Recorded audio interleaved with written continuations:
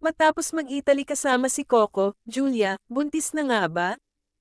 Hindi na naman nakaligtas sa intriga si kapamilya star Julia Montes matapos niyang magbakasyon sa Italy kamakailan kasama ang jawang si Coco Martin.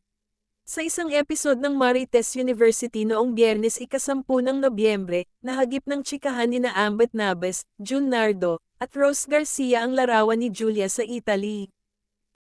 Ang pinag-uusapan kasi sa picture na yan, yung namumutok daw di umano na, tagiliran.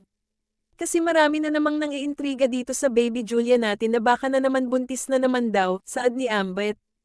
Pero ayon kay Rose, sabi ng source ko, hindi raw preggy ngayon. Oh, hindi pala, eh. So, ano lang yan, taba lang yan, sabi pa ni Ambet.